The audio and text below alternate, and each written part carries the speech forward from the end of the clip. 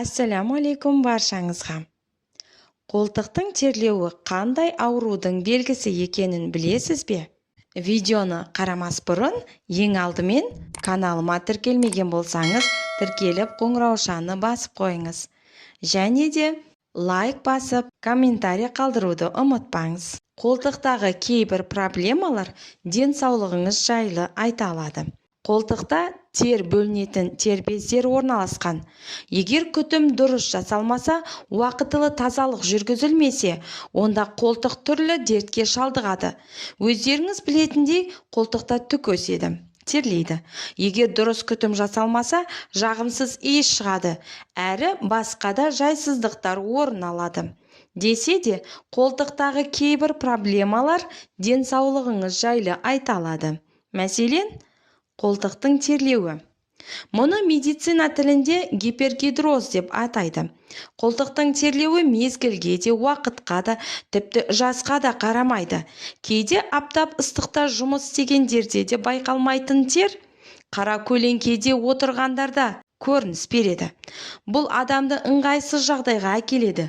Оны жасыру үшін денесіне қонымсыз киім киеді, немесе терді көрсетпейтін қою түсті киімді таңдайды. Қолтықтың терлеуі жұқпалы болады. Сондықтан да біреудің киімін киюден мейлінше сақ болыңыз. Қанша дезодорант қолдансаңыз да, тершеңдігі басылмай, соңы жағымсыз иіске ұласып жатса, онда сізге шындап ойлану керек. Демек, қолтықтың терлеуі қандай да бір аурудың белгісі екені анық. Медицина мамандары инфекциялық ауру екені алға тартады.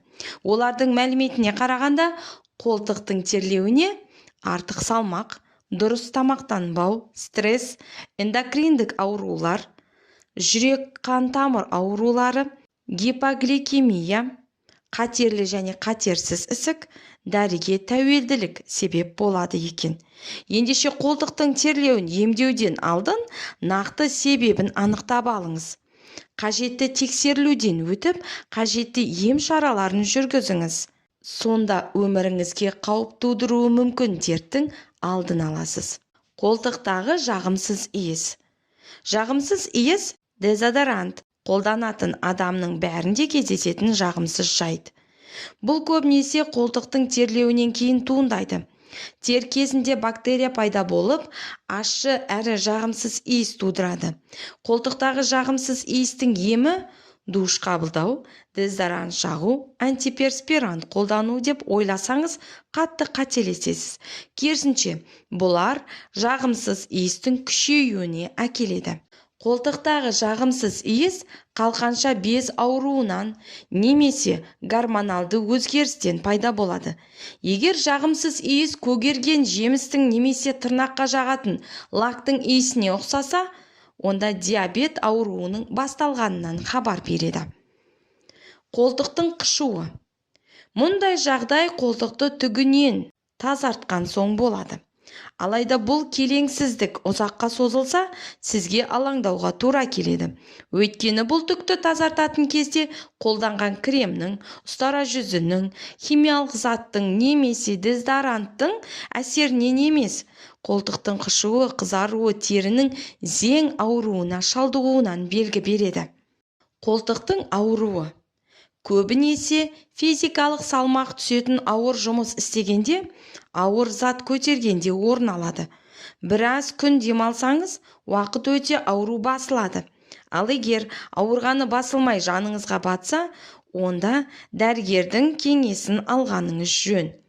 Өйткені қолтықтың ауруы лимфалық түйіндердің ісікке шалдыққанынан немесе ауыр жарақат алғанынан дерек береді. Қолтықтың бөртуі.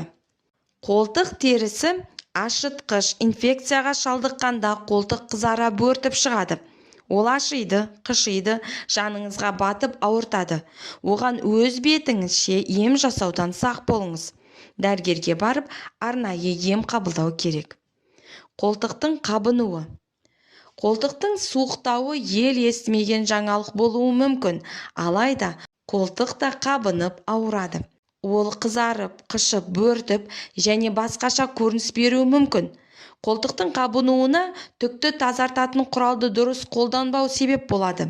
Мысалы, пинцет. Бұл құралмен түкті тазалаудан алдын спиртпен сүртіп алуыңыз керек. Сондай-ақ кез келген жерде тұрған ұстараны да қолданудан абай болыңыз. Ол да өз кезегінде түрлі дерттің дендеуіне себепші болады. Ендеше, өзіңізде немесе жаныңызда болып жатқан жайсыздыққа бейжай қарамай, келеңсіздіктің алдын алуға тырысыңыз. Қолтық терлегенде қара түсті киім киіп, жағымсыз иіс шыққанда дезодорант шашып, жайсыздықты жасырып керегі жоқ. Мейлінше емін іздеп, жазылудың жолын қарастырыңыз. Аурудан айығудың ең төте жолы дер кезінде ем алу екенін ескеріңіз. Ақпаратым пайдалы болды деген үміттемін. Сондықтан міндетті түрде лайк басып, өз пікіріңізді қалдыруды ұмытпаңыз.